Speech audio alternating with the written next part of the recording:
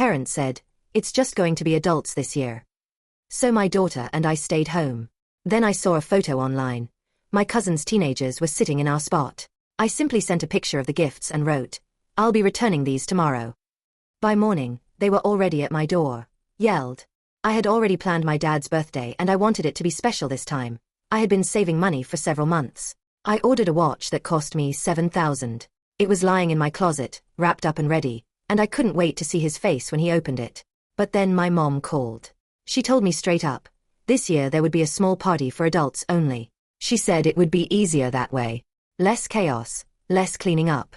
I asked what she meant, because Claire is 14, she doesn't run around with sticky hands. But she insisted. Adults only. I asked if my sister's kids would be coming. She hesitated, then said no, only adults. I said okay, but I didn't like it. I told Claire about it, and she just nodded, as if she had expected it. Lately, she's gotten used to being left out, and it kills me. I tried not to show how angry I was, but it all seemed unfair. It was my father's birthday, not some formal dinner. And Claire had always behaved well with them. She was polite, quiet, never disrespectful. That night we stayed home. We made tacos, watched TV, tried to pretend it wasn't weird. But then I was scrolling through Facebook and saw it. A big group photo from the party. My cousin posted it, smiling faces, raised glasses. And there, in the corner clear as day, were my cousin's teenagers. One was 16, the other had just turned 18.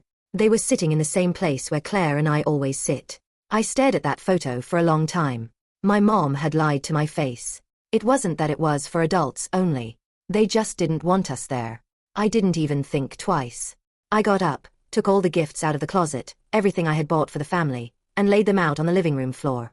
In the middle was a gold box with a watch inside. I took a picture of it, sent it to the family chat, and wrote one sentence. "Tomorrow I'm returning all of this." I turned my phone face down and didn't look at it again for the rest of the evening. But the next morning, the doorbell rang as if there was a fire in the house. I opened the door and saw my parents and sister. My mother didn't even wait to be invited in. She started yelling right on the porch. She started going off about how immature I was acting, making a scene in the group chat like that. My sister chimed in, saying I was overreacting, that it wasn't that serious. My dad just stood there silent, arms crossed, staring past me like he didn't want to deal with any of it. I told them point blank, "You said adults only," and then invited the cousins' teenagers. My mom's excuse? "Oh, well, they're practically adults, they're family, it's different." I asked what made it different, because last I checked, Claire is family too. She didn't have an answer for that, just kept deflecting. Then she said I was being cruel, dangling gifts in front of everyone like a threat. That's when I looked straight at my dad and said, "You want to talk cruel? I was going to give you a $7,000 watch. That's sitting in that gold box. But I guess you didn't want us there bad enough to find out." The look on his face changed immediately. I've never seen my dad panic, not like that. His voice got low. He told my mom and sister to wait outside and asked if we could talk alone. I let him in, because honestly, I wanted to hear what he had to say. He told me he didn't know about the adult-only excuse, that mom planned the guest list. But he admitted he didn't argue when he heard Claire and I weren't coming. He said he figured it was easier to just go along with it, but he never wanted me to feel pushed out. I said that's exactly what happened though. And now that he knows about the watch, suddenly it's a problem. Suddenly it's important to smooth things over. He didn't deny it. He just asked me not to return it. Said we could have a do-over, that they'd throw another party, invite me and Claire properly, make it right. I told him I'd think about it. But when he left, I knew I wasn't going to change my mind. Not because of the watch, but because now I knew where we stood. Then the next day, my dad called and asked me to come by, said we needed to talk again. I agreed, thinking maybe he was going to actually apologize. But no. Instead, when I got there, he sat me down and said, "Emma, your cousin's kids, they're just kids. They were just playing around. Don't take this so personally." That was it. That was his grand explanation. Just kids. And that's when I decided. I'm selling the watch. I didn't tell them right away. I left their house that day knowing exactly what I was going to do, but I kept it to myself. The whole drive home, I kept hearing his voice in my head. They're just kids, they were just playing. Like Claire isn't a kid too. Like she doesn't exist. When I got home, I pulled the gold box out of the closet and sat there looking at it for a while. I picked that watch with so much thought. It wasn't just expensive, it was meaningful. A limited edition that I knew he'd love, that nobody else in the family could have afforded. I grabbed my laptop, found the reseller's contact, and listed it. It didn't even take 2 days for someone to snatch it up for almost full price. The money hit my account that Friday. I didn't feel guilty. I felt like I just confirmed something I should have known for years. They only care when there's something in it for them. Then Saturday morning, I texted my dad. Told him, just so you know, I sold the watch. That's it. No explanation. No apology. A few minutes later, my phone started blowing up. First him, then my mom, then my sister. My dad actually called me 3 times in a row. The last voicemail was just him saying, "Don't do this, Emma. Don't throw away family over a mistake." He said we could work this out. He even tried guilt-tripping me. Said what would people say when they find out I sold a birthday gift out of spite. But I didn't care. I didn't tell them how much it sold for. I didn't tell them what I was doing with the money. I guess what really got me was how quickly they panicked once they knew they'd lost something valuable. Not once did any of them call to check on Claire. Not once did they say, "Bring her by, we'll make it up to her." It was all about that watch. I didn't block their numbers, though. I wanted them to know I was ignoring them on purpose. Days passed and they finally stopped calling. I thought maybe they'd given up, but then my dad texted out of nowhere asking if I could come by again.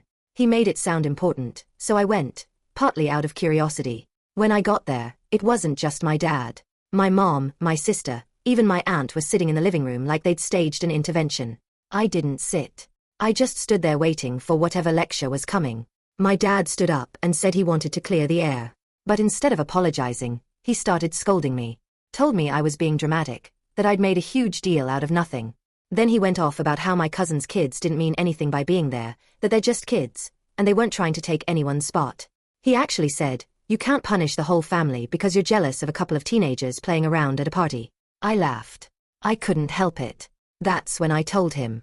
I sold the watch, it's done, the money's already spent. I watched their faces freeze. My mom asked what I spent it on, like she had a right to know. I didn't answer. I just grabbed my keys and left. On the way home, I was angry all over again, but not for the same reasons. I realized I'd been holding on to some childish hope that one of them, any of them, would just say sorry. Not for missing the gift, not for the money, but for lying to my face. For excluding my daughter. But instead, they blamed me like I was the problem.